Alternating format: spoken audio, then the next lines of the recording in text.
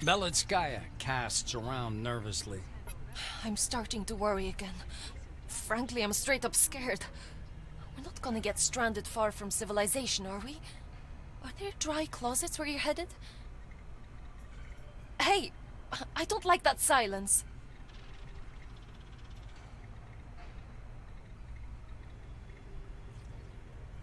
The White nods cautiously. Okay, just don't ask me about what happened at Magellan, okay? You won't, right?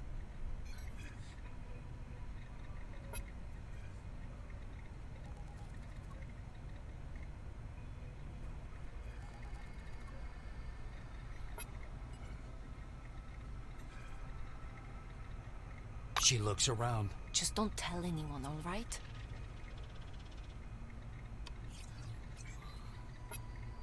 He's creepy. And the look is as if he hates you for some unknown reason. He also called me a liar once. Katya lowers her eyes. Belitskaya makes big eyes and switches to a loud whisper. I just don't get what you and this psychopath have in common. Not only does she consider herself a fox and snorts like an animal, but she also has a split personality, you know? I once saw her sitting in the desert near the camp talking to her mask. And she talks on behalf of it, too. Like, using a different voice and all.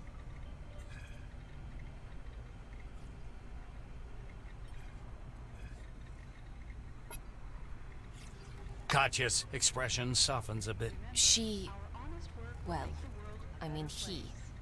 He's protecting me. And he doesn't condemn me for anything either.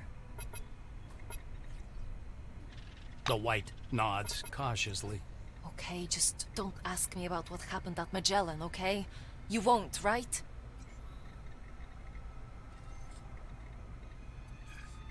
The White perks up. Well, I can tell you about all of them. I'm a scientist. I know all sorts of complex topics. Ask. And stop grinning like that.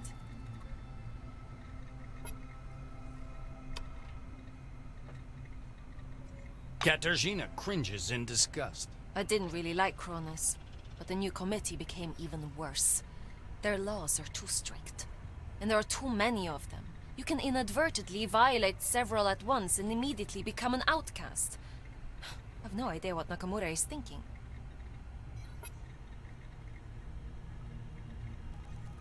Well, the fact that they don't judge people by their characteristics from the Cronus database is already good enough.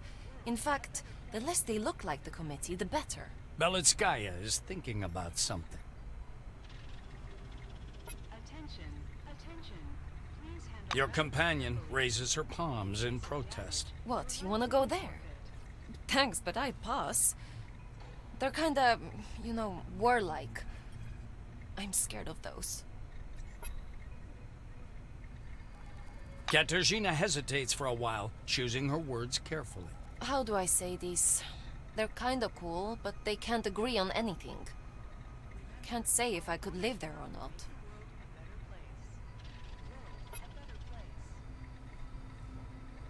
Belitskaya shivers. I think about them sometimes. They come off as creepy, but there is some sense in what they're doing. Guess it's better to be happy in a fictional world than to suffer all your life in reality. The girl grimaces. They are filthy, gross psychos who live in a trash heap. They don't even have toilets. What am I even supposed to say about them? The White nods cautiously. Okay, just don't ask me about what happened at Magellan, okay? You won't, right?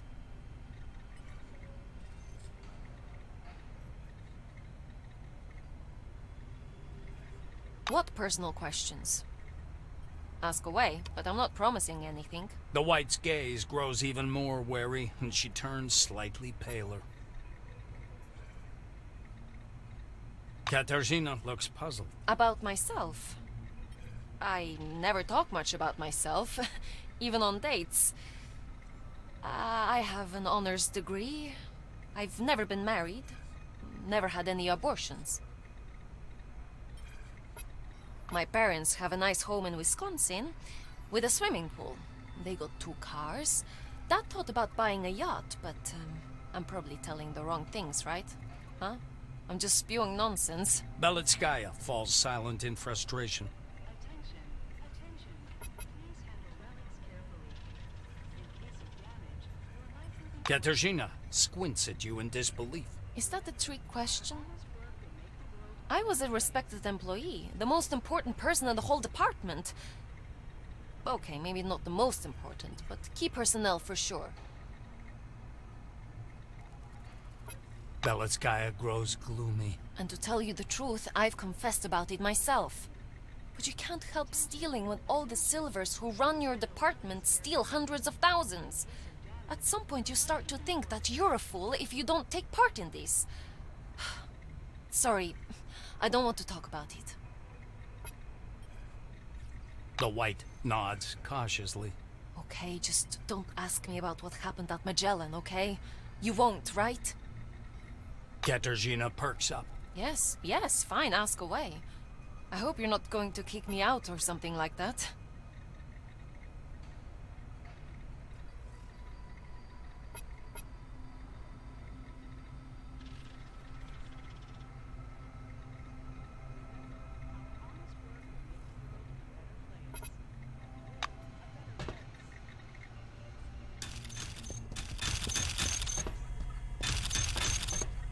Something clicks in the head of a motionless Yoko. The white plastic of her eyes shines with faint light. You see her dark brown iris and bright pupils standing out. They're almost indistinguishable from the real ones. Social mode.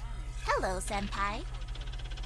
I don't have any changes in my cognitive functions that are caused by the emission of chemical substances into the blood flow. Please, specify the definition of glad.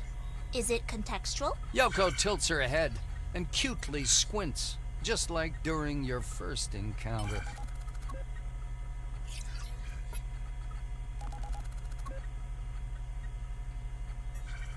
The robo-girl looks at you with tranquility. In other words, you are speaking of the priority of the social mode and of my basic function.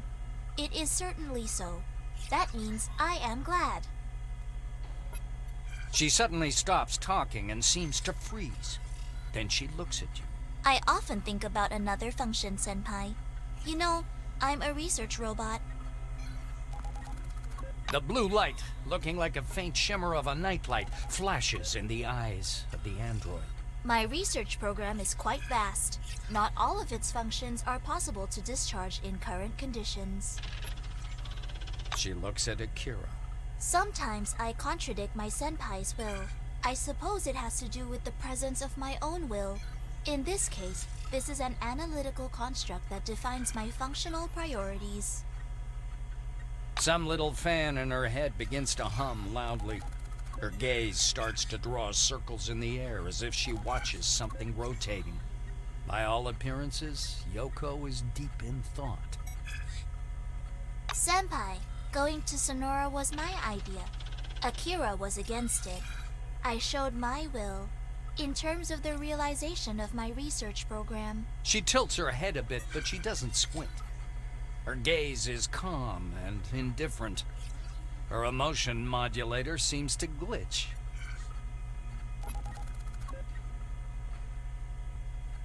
The fan in her head begins to hum more loudly. I observe a contradiction between your offer and my framework program. On the other hand, my research program is higher priority, and its requirements coincide with your request. I agree, but you must ask Akira.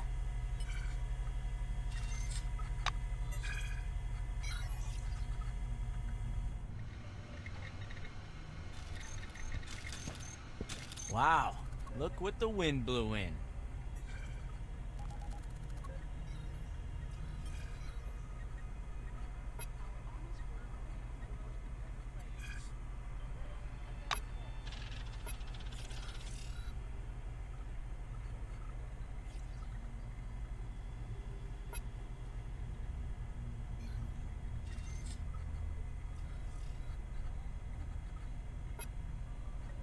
Attention, attention. Please handle relics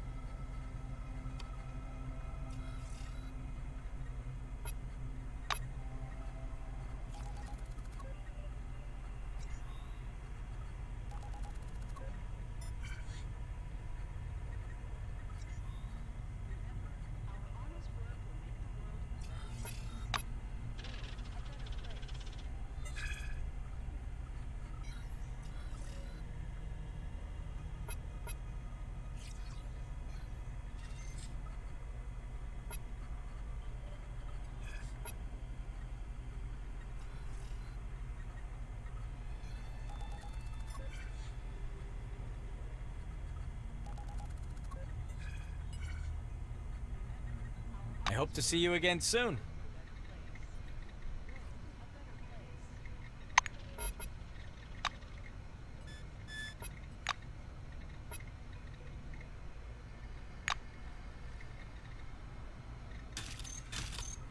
Yoko's eyes light up again.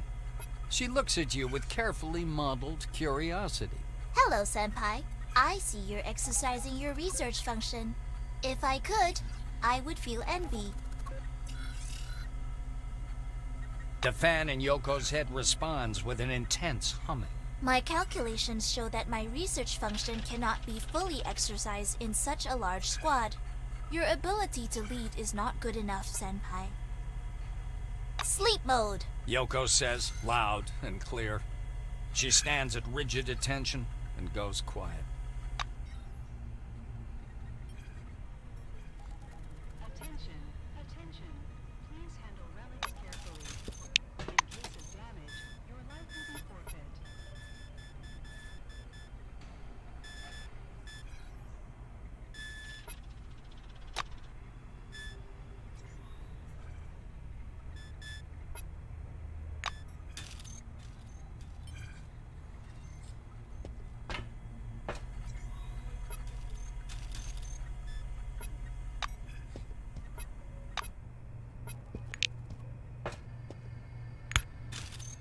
Belitskaya casts around nervously. I'm starting to worry again. Frankly, I'm straight up scared. We're not gonna get stranded far from civilization, are we? Are there dry closets where you're headed? Belitskaya nods depressingly.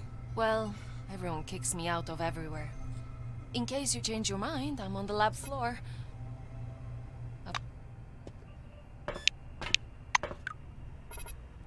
Remember, our honest work will make the world a better place. World a better place.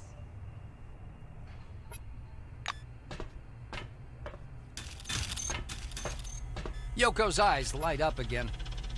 Robo Kid mechanically nods. Information accepted, Senpai.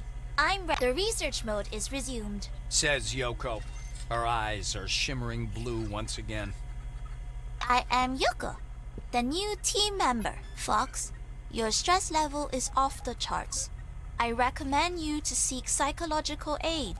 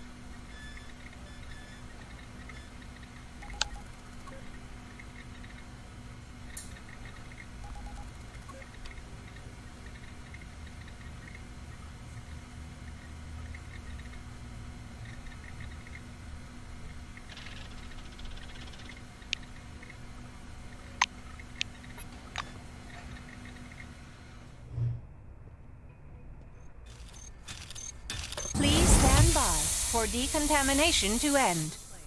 A better place. Please stand by for decontamination to end.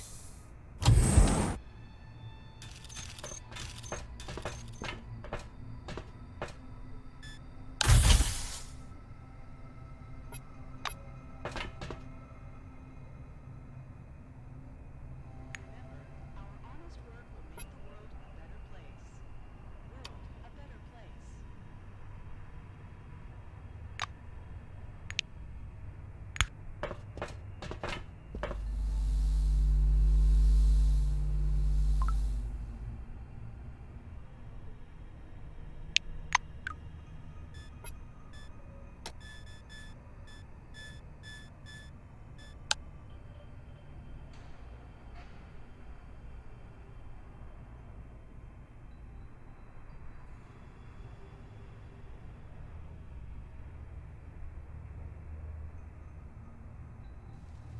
Attention, attention.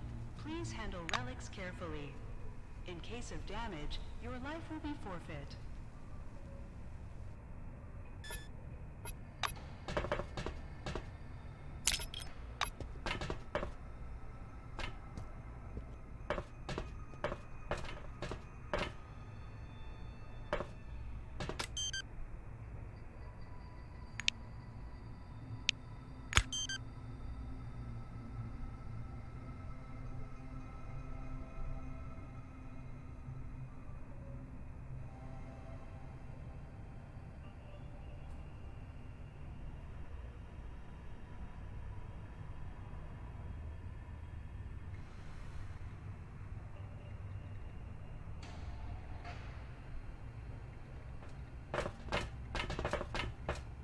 Attention, attention. Please handle relics carefully. In case of damage, your life will be forfeit. Please stand by for decontamination to end. A better place. Please stand by for decontamination to end.